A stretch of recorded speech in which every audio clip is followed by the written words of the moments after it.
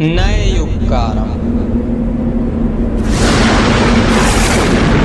आप सभी जानते हैं यीशु मसीह आने ही वाला है, सो सृष्टि में उसी प्रकार की रूपरेखाएं भी तैयार हो रही हैं। जिस प्रकार का वातावरण यीशु मसीह के वापस आते समय विद्यमान होना चाहिए, वचन में स्पष्ट लिखा है, सातवीं तुरही के फूंके जाते ही बादलों में यीशु मसीह नजर आएगा। पर यह अंतिम तुरही तभी फूंकी जाएगी जब 666 दिखाई देगा। कलीसियाएं तड़पाई जाएंगी। प्रभु की सत्यता का प्रचार करने वाले सच्चे प्रचारक मार डाले जाएंगे।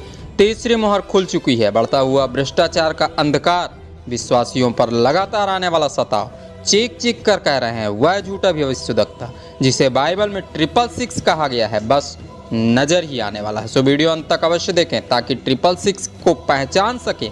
और हाँ दोस्तों, चैनल सब्सक्राइब करके बेल आइकन जरूर प्रेस करें ताकि आने वाले प्रत्येक वीडियो का नोटिफिकेशन आपको मिलता रहे। इस चैनल में आप बाइबल से पूरी हो रही भविष्यवाणियां और आने वाले युग की जानकारियों को प्राप्त कर सकते हैं। हेलो फ्रेंड्स, मैं आपका दोस्त Amit Agrawal, the revelation of end days channel. प्रभु यीशु मसीह के नाम में आप सबको जय मसीह। हम जान चुके हैं अंतिम तुरही तभी फूंकी जाएगी जब विश्वासी सताए जाएंगे, कलीसियाएं तड़पाई जाएंगी। अंतिम तुरही के फूंके जाते यीशु मसीह नजर आएगा। सो अब पवित्र आत्मा बताने वाला है किस प्रकार सताव आएगा और किस प्रकार कलीसियाएं तड़पाई जाएंगी। दोस्तों, अभी कुछ दिनों पहले ही दिनांक 1 अक्टूबर सन 2022 के दिन भारत देश में 5G टेक्नोलॉजी को लॉन्च कर दिया गया और साथ ही यह भी बताया गया इस एडवांस टेक्नोलॉजी के आते ही युग बदलेगा, एक नए युग का आरंभ होगा। आरंभ होने वाला यह नया युग कैसा होगा, इस युग का निर्माण किस प्रकार, आज पवित्र आत्मा बताने वाला है। साथ ही पवित्र आत्मा यह भी बताने वाला है इसी नए युग में 666 नजर आए। दोस्तों, उसके नजर आते भयंकर रूप से सताए जाए और उनके असीम दर्द को सुनकर उनकी तकलीफों को दूर करने के लिए यीशु मसीह आए।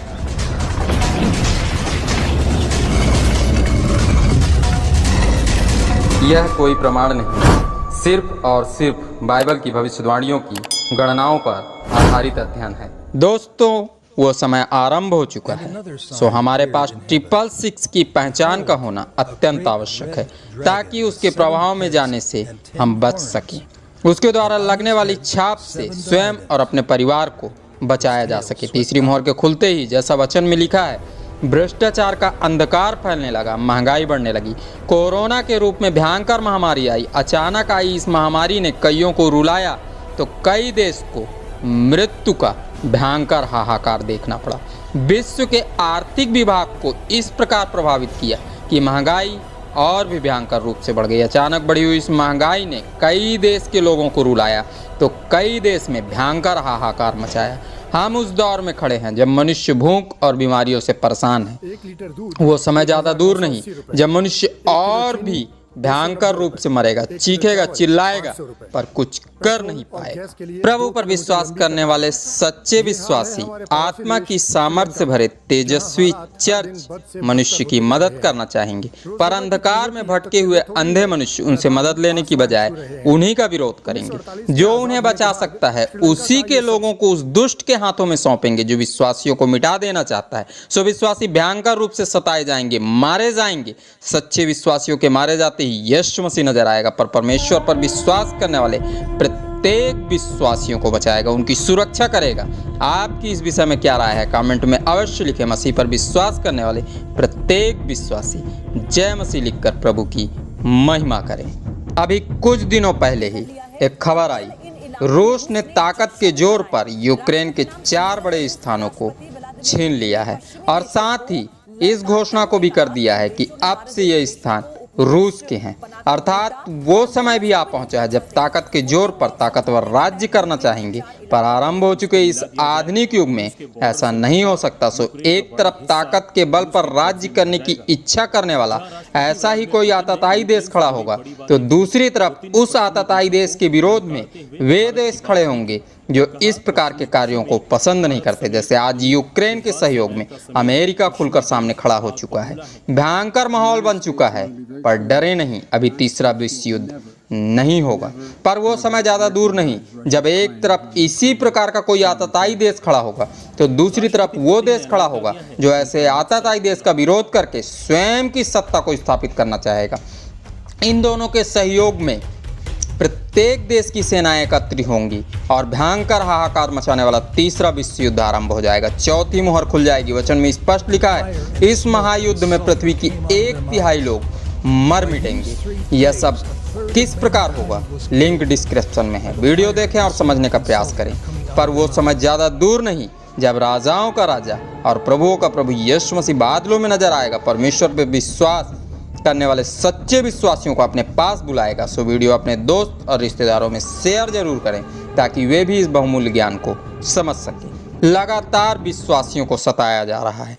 कई प्रकार के झूठे आरोपों को लगाकर सच्चे विश्वासी और कलीसियाओं को तड़पाया जा रहा है। सतावों का भयंकर दौर आरंभ हो चुका है। वचन में स्पष्ट लिखा है, सतावों भरा ऐसा कठिन दौर 5वीं मोहर के खुलते ही आरंभ होगा। सो वह मोहर भी बस खुलने ही वाली है। इसीलिए प्रभु यीशु मसीह के दूसरे आगमन का गूढ़ ज्ञान देने के तुरंत बाद इस पुस्तक में पवित्र आत्मा ने उस महत्वपूर्ण ज्ञान को दिया है जो नजर आने वाली पवित्र और बेदाग कलीसिया का परिचय देता है, हाहाकार मचाने वाले 666 की पहचान को बताता है। सो आइए प्रार्थना करें और इस महत्वपूर्ण ज्ञान को आत्मसात करें। आइए प्रार्थना करें। धन्यवाद सर्वशक्तिमान पिता परमेश्वर, जब आज की इस पवित्र दिन में आप हमें 666 की पहचान बताने वाले हैं, तो पिता परमेश्वर हमारी आत्मिक आंखों को खोल ताकि यह आत्मिक ज्ञान हमारे लिए उपयोगी साबित हो। तेरा धन्यवाद, तूने प्रार्थना सुनी, यीशु के नाम से मांगते, आमीन।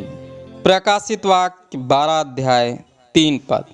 एक और चिन्ह स्वर्ग में दिखाई दिया, और देखो एक बड़ा लाल अजगर था, जिसके 7 सिर और 10 सींग थे, और उसके सिरों पर 7 राजमुकुट थे।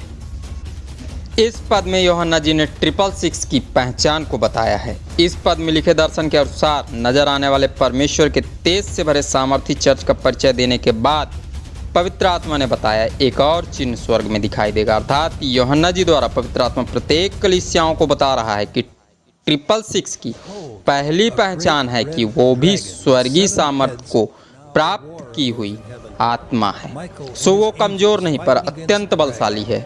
उस पर सिर्फ वही विजय प्राप्त कर सकता है जो सच्चाई से परमेश्वर की आज्ञाओं का पालन करे।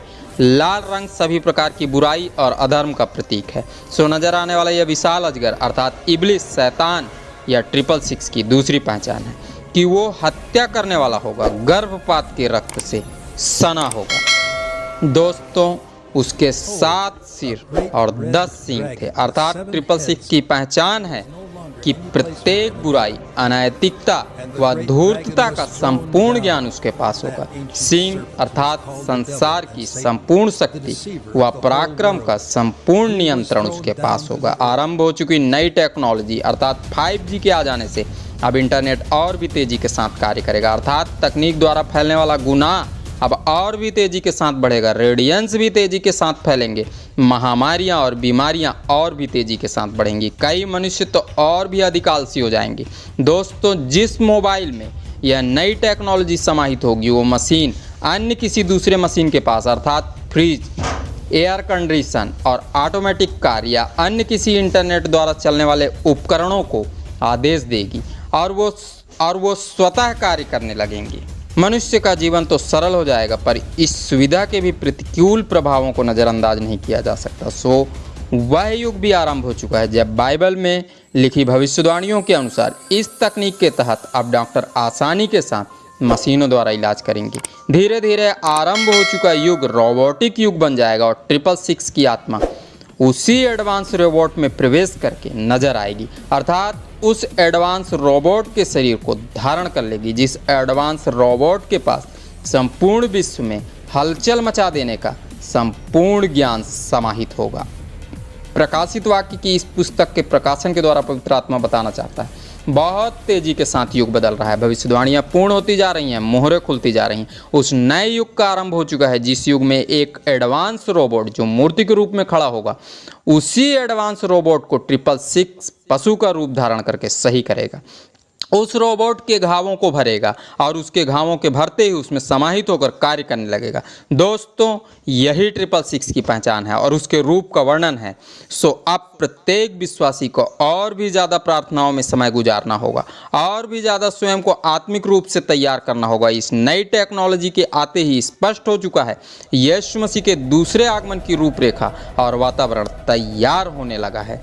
वो कभी भी अचानक ही नजर आ सकता है। सो आज के अध्ययन से मिलने वाले शिक्षा के पद को जरूर याद, जो याकूब की पत्री उसके 4 अध्याय के 7 पद में पाया जाता है। तो आइए इस पद को हम धर्म साथ बाइबल से पढ़ें। परमेश्वर के अधीन हो जाओ और शैतान का सामना करो तो वह तुम्हारे पास से भाग निकलेगा। आप सबों ने इस अध्ययन को ध्यान से सुना। आप सबों का बहुत बहुत धन्यवाद। खुदावंद यीशु मसीह के नाम में आमीन।